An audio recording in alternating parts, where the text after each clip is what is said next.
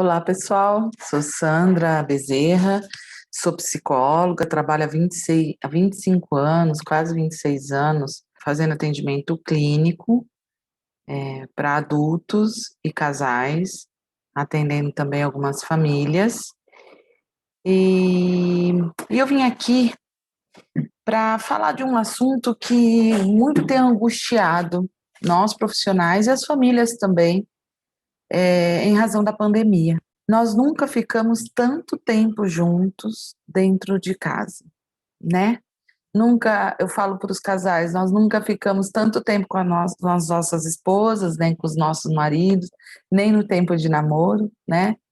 Nós nunca ficamos tanto tempo com os nossos filhos, porque de certa forma a gente ou saía para trabalhar, ou saía para fazer alguma coisa, as crianças iam para a escola, enfim, sempre tinha alguma coisa que nos possibilitava sair de casa, né? E nesses tempos a gente está há 1 ano e 1 mês, praticamente, dentro de casa. E aí a gente vai falar de um assunto que ele é muito importante e a gente discute muito pouco, que é a nossa saúde emocional. Estamos cada vez mais irritados, impacientes, intolerantes. Lidar com as nossas próprias emoções é uma coisa muito difícil. Muitas vezes a gente acha que nascemos desde criança, temos uma personalidade forte, ou irritado, ou mal-humorado, ou bravo, e a gente leva isso para a vida inteira e não muda, não muda. E aí, quando a gente tem filho, isso começa a causar algumas consequências que podem ser negativas dependendo do nosso comportamento. Então, a gente tem ouvido muitos casos, lidos muitos casos sobre as agressões no lar. Ah, imagina, lá na minha casa não acontece isso não, eu só dou uns tapinha, também, eu também levava tapinha quando eu era criança, não dava em nada, tô vivo, tô aqui, tô inteirão, né? Então, a gente, muitas vezes, nunca assume que a gente está tendo um ato que, às vezes, é além do limite, além do limite permitido, além do limite necessário. Como saber esse limite? Como saber se a gente está agindo da melhor maneira possível, né? Vivemos, enquanto seres humanos, adultos, às vezes numa bolha que a gente não assume o nosso jeito de ser. Às vezes a gente fica nessa defensiva, sabe? Eu não sou assim, eu não faço, se não for assim, nada vai mudar, não melhora as coisas na minha casa. E aí a gente resolve com agressividade. E aí tem uma, uma lenda que diz que os psicólogos não aceitam que bate, que os psicólogos são contra os tapas, e não é isso. A questão é que como nós vamos conseguir nos controlar quando a gente está nervoso? Essa é a questão. A questão é que a gente não dá um tapa de punição consciente, controlado, em algumas situações. A questão é que a gente bate quando a gente está nervoso, quando a gente saiu do sério, quando a gente perdeu a boa. E aí, eu gosto de falar muito isso, a nossa emoção, o nosso sentimento, ele é instintivo. O que significa isso? Ele é primitivo, ele é primário, ele é animalesco. A gente, quando sente uma emoção, a gente é igual um animal. Ela é instintiva, essa emoção. A diferença entre o ser humano e o animal é o que fazemos com essa emoção. Os animais, quando eles sentem uma emoção, que seja ela negativa, uma raiva, um nervoso, ele agride. É o instinto de proteção. Ele morde, ele mata. O ser humano, quando ele sente uma emoção negativa, uma raiva, ele tem a possibilidade de escolher, de pensar, de refletir como ele quer agir. E quando a gente age de uma forma animalesca, por exemplo, batendo, espancando, usando objetos, nós estamos nos comportando como verdadeiros animais. Nós estamos nos comportando como bicho, porque a gente está deixando aquele sentimento cru, nu, agir aleatoriamente, agir voluntariamente. E aí a gente não tem mais controle, né? Quantas vezes a gente bate nos nossos filhos, depois a gente olha e fala, nossa, acho que eu exagerei, porque a gente deixou uma marca, porque a gente deixou uma sensação de medo. Educar com medo é uma covardia. Claro que o nosso tamanho, e vocês não estão me vendo de pé, mas eu sou bem grande. Se eu pegar uma criança pequena, minha filha, que é pequena, que é magra, eu machuco. Porque a minha força é muito maior que a dela. Então, quando a gente usa da força, quando a gente bate, quando a gente agride, a gente está tendo alguns atos inconsequentes, podemos dizer, de covardia, de imaturidade emocional, porque a gente não consegue se controlar. A gente passa dos limites. E aí é o que as nossas outras colegas aí, profissionais que gravaram algumas dicas para vocês, estão dizendo.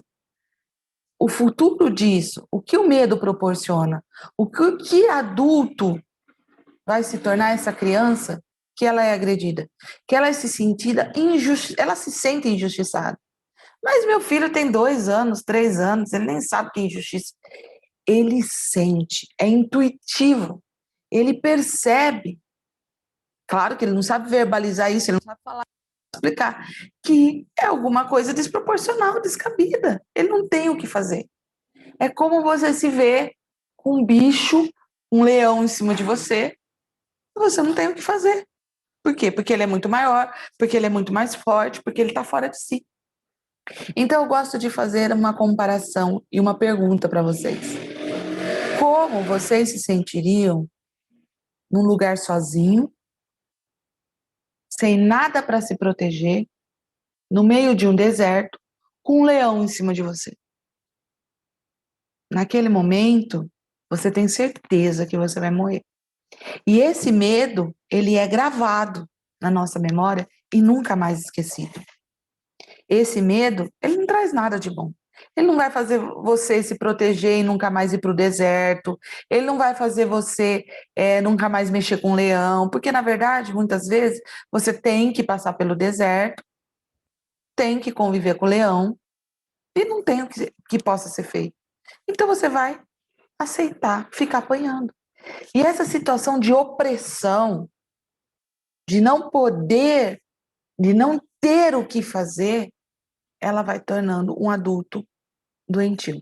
Então, são os adolescentes muitas vezes revoltados, muitas vezes que utilizam entorpecentes, drogas, muitas vezes aqueles que não têm sucesso, que partem para o crime, porque para eles, vamos viver hoje, porque amanhã pode ser muito pior. Porque amanhã eu posso apanhar, porque eu posso ser maltratada, porque eu posso ser agredida. Então, essa criança, ela tem muito, 99,9 de chance de não dar certo. Ah, mas eu conheço gente que foi amado, que foi bem tratado, que foi mimado, que está na droga, que está roubando. Existe 1%, 0,1% existe sim. Mas a gente está falando da maioria. Quais as chances que essa criança tem de ser feliz? E aí vocês podem estar se perguntando, então, o que eu faço? Então, o que eu tenho que fazer? Né? E é isso que a gente tem que parar para pensar. O que eu faço com a minha emoção? O que eu faço com a minha raiva? Será que eu paro para pensar? Essa criança, eu chego em casa cansada do trabalho, ela está irritada, ela está bagunceira, ela está pulando, ela está gritando. Por quê? Porque ela fez o que o dia inteiro? Que produtividade que ela teve, que envolvimento que ela teve, como que a criança lida com o vazio, com o nada, com a falta de atividade, com a falta de criatividade, com a falta de, de ter pessoas para brincar, como é que ela lida, como será que ela está se sentindo? Porque os problemas da criança estão no mundo dos brinquedos, das brincadeiras. Os problemas dos adultos estão do dinheiro, do trabalho, das relações, mas cada um tem o seu problema no seu mundo. Então, pessoal, o que eu proponho para vocês, e essa é a minha intenção com esse nosso bate-papo aqui rapidinho, é refletir. Eu quero ser um bicho? Eu estou sendo covarde, eu estou usando da força. Como controlar minha emoção? O que fazer? Né? Será que eu fico muito atento aos problemas? Eu quero as coisas do meu jeito. Eu quero um silêncio, que quem tem criança não tem silêncio. Você vai ter silêncio se você tivesse criança, se a sua criança for doente. É isso que você precisa parar para pensar. Então, controlar as emoções é uma questão de treino, que você habitualmente está falando, nossa, quando eu fico nervoso, eu parto para cima, mas eu sou um bicho. Eu parto para cima porque eu não tenho outra, eu não consigo pensar em outra possibilidade. Então, eu estou sendo uma pessoa muito animal, muito instintiva.